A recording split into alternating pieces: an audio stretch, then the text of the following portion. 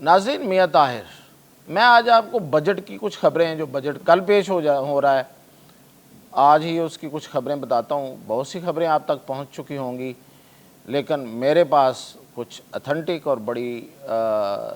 ایسی خبریں ہیں جن کی شاید آپ تک ابھی تک نہیں پہنچی ہوں گی۔ پہلے اچھی خبروں کی بات کر لیتے ہیں۔ تو اچھی خبروں میں سب سے پہلے تو میرے پاس جو خبر ہے وہ ہے تنخواہ دار طبقے کے لیے، کیونکہ سب سے زیادہ ہمارے بجٹ میں اب تک تنخواہ دار طبقہ ہی پستا ہے، وہی ٹیکس دیتا ہے، وہی اسی کی تنخواہیں جو ہیں وہ کم بڑھتی ہیں۔ تو اس دفعہ حکومت نے ان کو کچھ ریلیف دینے کا سوچا ہے۔ اب وہ پہلے دیکھ لیتے ہیں، لیکن ظاہر ہے کہ اس کے بعد باقی شعبوں میں بھی تو ٹیکس لگنے ہیں اور بہت کچھ ہونا ہے، تو وہ بھی ہیں، تو وہ بھی آپ کو بتاتا ہوں۔ اور پھر یہ بھی بتاؤں گا آپ کو کہ پراپرٹی والوں کے ساتھ کیا ہونے جا رہا ہے، کیا پراپرٹی کا بزنس جو ہے وہ فلورش کرے گا جس طرح میں ماضی میں کر رہا تھا، فائل سسٹم جو ہے وہ چلے گا یا فائل سسٹم سے کنورجن ہو جائے گی، یعنی کہ پراپرٹی کا بزنس ریئل میں وہ فروغ پائے گا، یا کیا ہونے جا رہا ہے۔ تو یہ سب کچھ ساری خبروں کے ساتھ سب سے پہلے تو میں آپ کو بتاؤں کہ تنخواہ دار طبقے کے لیے اچھی خبر ہے، وہ یہ ہے کہ ایک تو تنخواہوں میں جو سرکاری ملازمین ہیں ان کی تنخواہوں میں 10% اضافہ ہو رہا ہے، 15% نہیں ہو رہا، آپ کو غلط خبریں مل رہی ہیں، 10% اضافہ ہو رہا ہے۔ اور یہ ظاہر ہے کہ یہ جو اضافہ ہوتا ہے یہ ایڈ ہاک ہوتا ہے، یعنی کہ یہ آپ کا یہ اضافہ آپ کو صرف پیسوں کی اسی صورت میں ملتا ہے، آپ کی جو ٹوٹل سیلری ہوتی ہے، یعنی کہ جو آپ کی بیسک سیلری ہوتی ہے اس میں یہ جمع نہیں ہوتا۔ اور حکومت کو اس کا فائدہ اس میں جمع نہ کرنے کا یہ ہوتا ہے کہ اس کو پھر بعد میں پینشن میں اضافہ نہیں کرنا پڑتا، یعنی کہ جو تنخواہ مکمل ہوگی اینڈ پہ جا کے آپ کے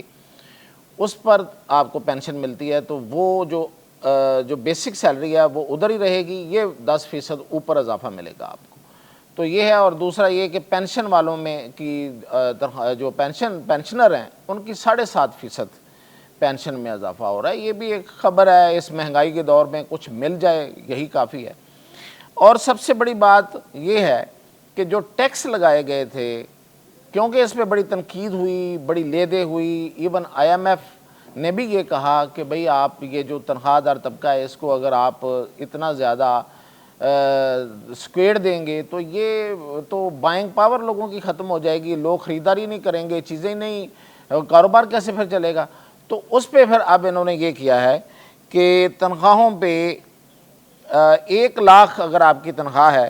تو اس پر انکم ٹیکس جو ہے وہ 5% تھا، اب وہ 2.5% ہوگا۔ 1,83,000 تنخواہ ہے، یعنی کہ اس سے اوپر ہے، 1,83,000 ہے، تو اس پہ پہلے 15% تھا، اب اس پہ 12.5% ہوگا۔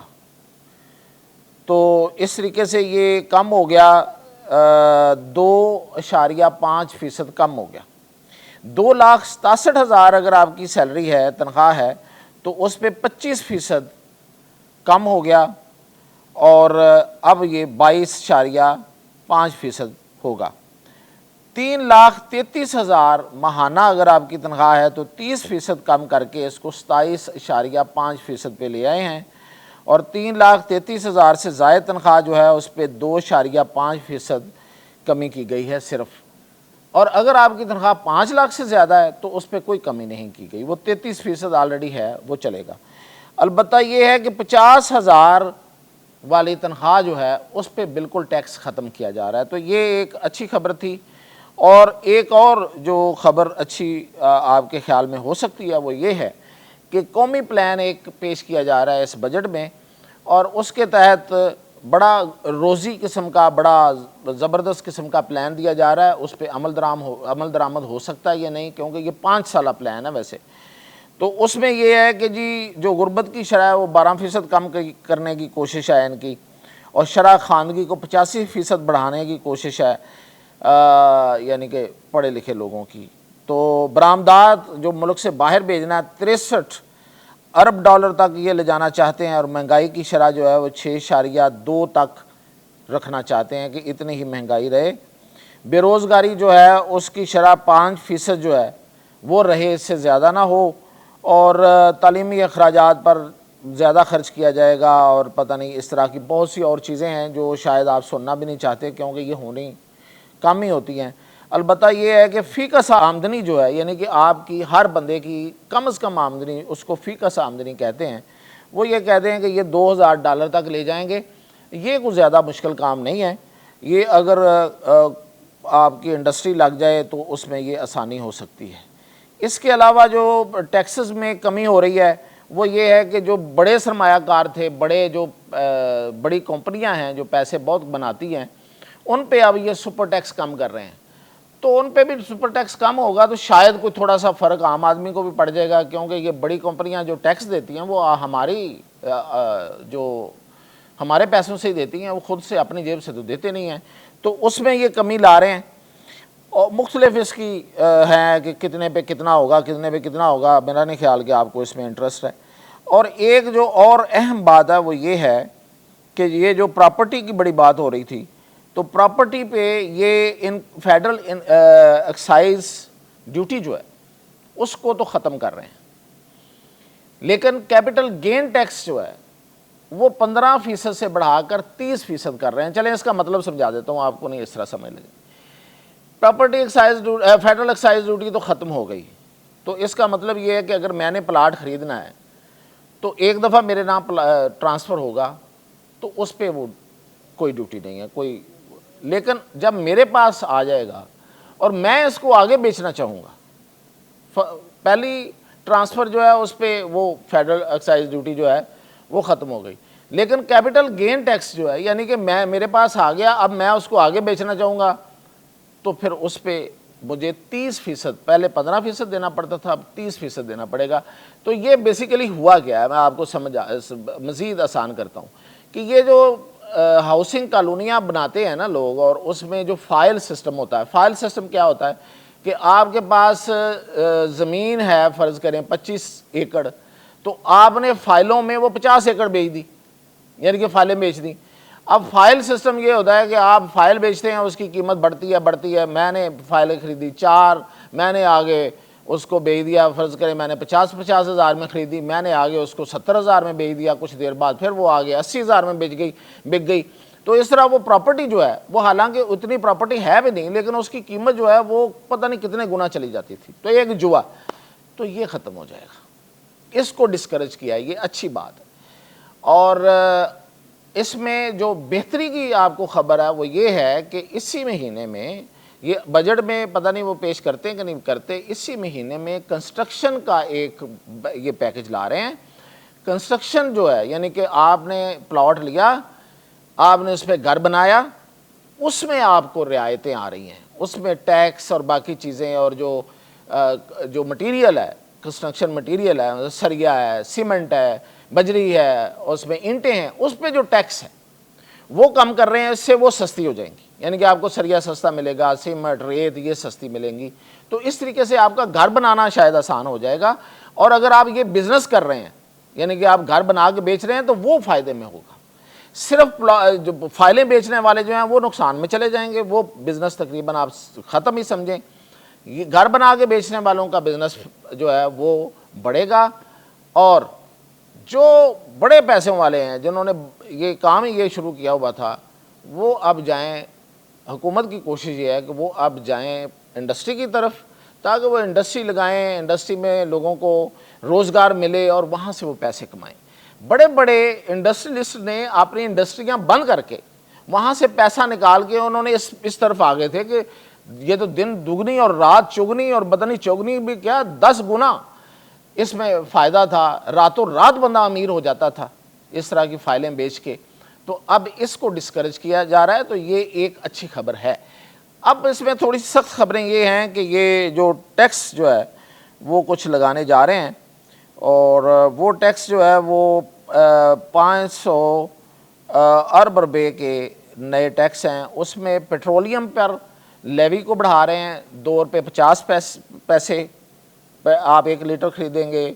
پیٹرول تو اس پہ $2.50 مزید آپ کو لیوی ادا کرنا پڑے گی۔ اور اس کے علاوہ جو سختی کر رہے ہیں وہ یہ ہے کہ آپ کے پاس نقد پیسے ہیں، غریب آدمی کے پاس نقد ہوتے ہیں، کہاں بینک یہ جو دہاڑی دار ہے وہ موٹر سائیکل پہ جاتا ہے, وہ جا کے پیٹرول ڈلواتا ہے, تو وہ اس کو بینک میں تو سیلری کہاں سے آتی ہے؟ اس نے تو اپنی دہاڑی نقد لینی ہوتی ہے جہاں سے بھی لینی ہے, اور اس میں سے جا کے وہ پیٹرول ڈلواتا ہے, کوئی 1 لیٹر 2 لیٹر. اب اس پہ یہ ظلم یہ ہونے جا رہا ہے کہ اگر آپ کے پاس بینک کا کارڈ نہیں ہے اور کارڈ پہ آپ پیسے نہیں پیٹرول نہیں ڈلوا رہے تو آپ کو 3 روپے مہنگا ملے گا پیٹرول. وہ خدا کا خوف کریں. مطلب سب سے زیادہ پیٹرول کا یوزر جو عام آدمی ہے, جو پیٹرول موٹر سائیکل والا ہے, وہ مزدور ہے, عام آدمی ہے, بالکل جو دہاڑی لگاتا ہے. جو کاروں والے ہیں چلو اس پہ تو کچھ سمجھ آتی ہے. تو یہ 3 روپے مزید اس پہ نقد اگر آپ لے رہے ہیں تو اس پہ 3 روپے آپ کو مزید یہ چل رہا ہے. اب وزیر اعظم دیکھتے ہیں کہ اس پہ آخر پہ جا کے ابھی انہوں نے منظوری دینی ہے. اگر اس کو سٹرائک ڈاؤن کر دے وزیر اعظم تو اس کی مہربانی ہے, ورنہ عام آدمی اس میں اچھا خاصا مارا جائے گا. اور پھر یہ ہے کہ نان فائلر کی تو انہوں نے زندگی بند کر دی ہے, یعنی کہ جو پیسے نقد استعمال کر رہا ہے, جو بینک کے ذریعے استعمال نہیں کر رہا, ایک لحاظ سے یہ ٹھیک ہے. لیکن اتنی سختی, اتنی زیادہ سختی کہ آپ 50,000 سے زائد جو ہے وہ اگر آپ QR کوڈ سے نہیں خریدیں گے تو جرمانہ ہوگا. اور وہ جرمانہ بھی کتنا ہے؟ اگر آپ 50,000 سے زائد کوئی چیز خریدتے ہیں تو وہ جرمانہ جو ہے وہ 5 مطلب اگر آپ نے QR کارڈ نہیں استعمال کیا QR کوڈ کے ساتھ, یعنی کہ آپ کے پیسے بینک کے ذریعے نہیں آئے, تو وہ 5 لاکھ سے 50 لاکھ روپے تک اس کا جرمانہ ہو سکتا ہے کسی بھی خریدار کو اور جو بیچنے والا اس کو. اور نان فائلر جو ہے وہ 1 کروڑ سے زیادہ کوئی پراپرٹی نہیں خرید سکتا, وہ ملک سے باہر سفر نہیں کر سکتا حج اور عمرہ کے علاوہ, 1000 cc سے زائد بڑی گاڑی نہیں خرید سکتا, اور 50,000 بینک سے وہ رقم نکلوائے گا تو اس پر ٹیکس پڑے گا. تو چلو یہ بڑی حد تک ٹھیک ہے کہ جو آپ کی جو اکانومی ہے وہ زیادہ سے زیادہ رجسٹر ہونی چاہیے, پتہ ہونا چاہیے پیسے کہاں سے آئے ہیں, ورنہ لوگوں نے پیسے گھروں میں رکھے ہوتے ہیں. ظاہر ہے کہ وہ سارے کے سارے وہ پیسے ہیں جو وہ شو نہیں کرانا چاہتے, اور وہ شو کیوں نہیں کروانا چاہتے اس کے پیچھے بڑی کہانیاں ہوتی ہیں. تو حکومت چاہتی ہے یہ کہانیاں ختم کی جائیں. اور آخر پہ میں ایک بات آپ کو بتا دوں کہ حکومت کی نظر جو بینکوں میں پڑے ہوئے پیسے ہیں نا اس پر بھی ہے. اب دیکھتے ہیں کہ اس بجٹ میں ویسے IMF نے ان کو منع کیا ہے کہ نہ جائیں ادھر. وہ یہ کہتے ہیں کہ جو 9,000 ارب روپیہ ہمارے بینکوں میں لوگوں کا پڑا ہوا ہے تو کیوں نہ اس پہ ٹیکس لگا دیں,